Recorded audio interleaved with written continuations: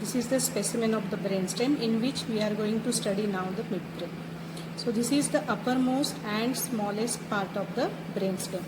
Midbrain, as the name suggests, it connects the hindbrain with the forebrain, and it is situated in the tentorial notch which extends from upper border of the pons to the diencephalon.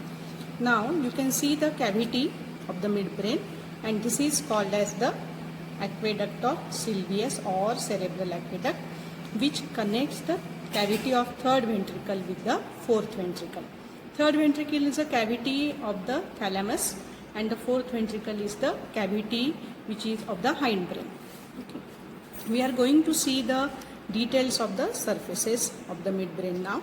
This is ventral surface, and as you know, this ventral surface is having the features, that is the crura cerebri. So what you see here are the crura cerebri. Singularly we call it as a crus cerebri, and you can find this longitudinal grooves, fine longitudinal grooves. These are because of the underlying longitudinally running corticofugal fibers, meaning that going away from the cortex. So here comes the bundles of corticospinal, corticopontine and corticobulbar fibers. Okay. Now these crus cerebri, they converge downwards towards the pons, and they emerge from the under surface of the diencephalon.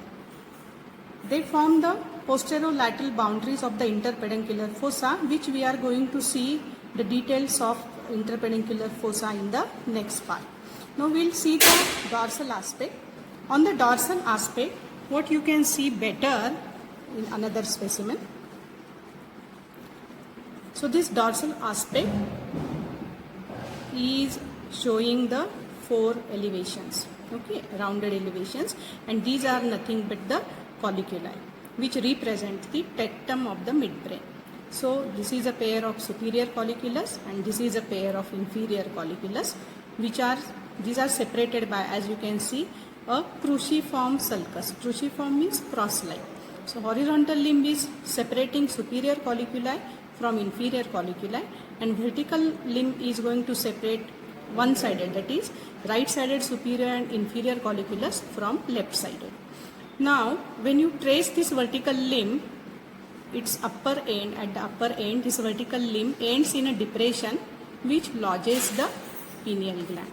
Whereas when you trace the lower limb or lower end of this vertical sulcus, it ends in the frenulum villi, which is a median ridge at the superior medullary velum. Okay, and at this superior medullary velum, on either side of the frenulum villi, there is emergence of the trochlear nerve. So kindly remember, trochlear nerve is the only nerve which emerges on the dorsal aspect, and then it winds around the lateral side of the midbrain, and then it comes to the ventral side to emerge on the lateral side of the crus cerebri. Whereas ventrally, on the medial side of the crus cerebri, there is emergence of oculomotor nerve. The details of this nerve and relations with interpeduncular fossa we will see in the next video. Now something about these superior colliculus.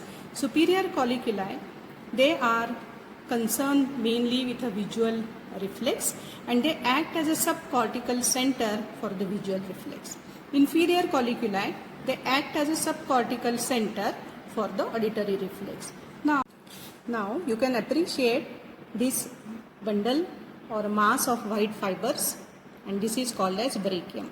So inferior colliculus is connected by inferior brachium to the medial geniculate body, whereas superior colliculus is connected via superior brachium to the lateral geniculate body.